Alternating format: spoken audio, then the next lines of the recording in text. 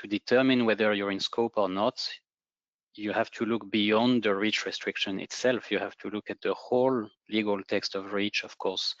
So you have to see first if you are a substance versus an article. And for this, there's a whole host of information from the legal definition in REACH itself, whether chemical composition versus function and so on. Some of you know this, but there's guidance in itself, so it's not always clear whether you're a substance or an article. But then you have to see if you're a polymer and also a solid polymer, because the restriction apply to solid polymer particles. So again, here you have to see if you fit in the definition of polymer. So it's one of the sub paragraphs under Article 3.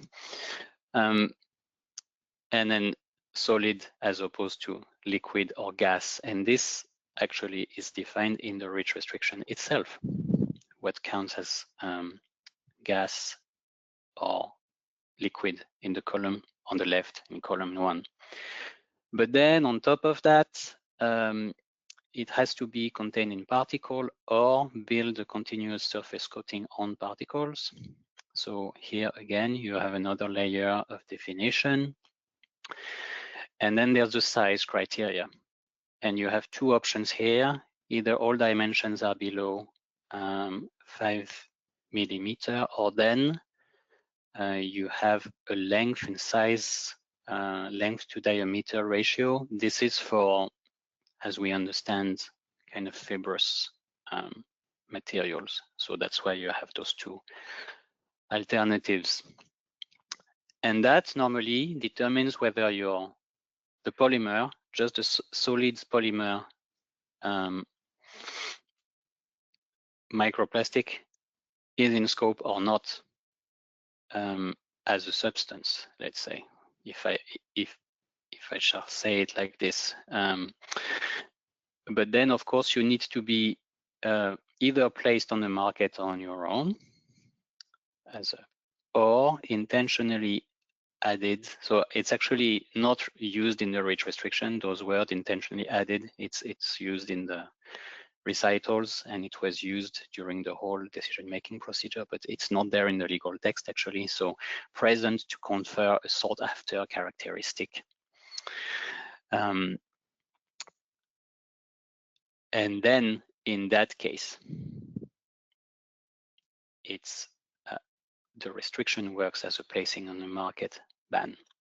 But we couldn't fit it all on the slide. There's exclusion criteria from column 1. So some of those polymers will not be in scope of the restriction at all if they result from natural polymerization, if they are degradable, and there's an appendix to the restriction to give you the test methods to that.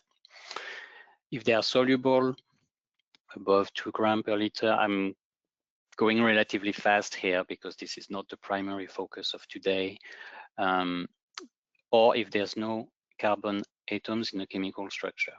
I'm going fast, but in practice, it's not an easy determination to make. And for this, you also need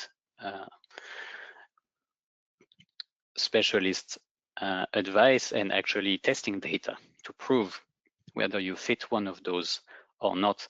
And it's very important to follow validated methods. So they are listed in Appendix 15 and 16 for the degradation and the solubility.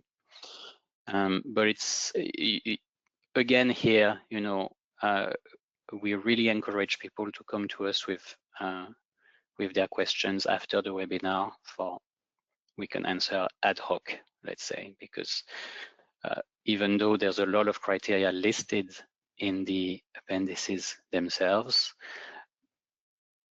there's still, as we understand, some areas for doubt, and that you can see between the lines of the guidance as well. So do reach out if you're in doubt whether you fit any of those.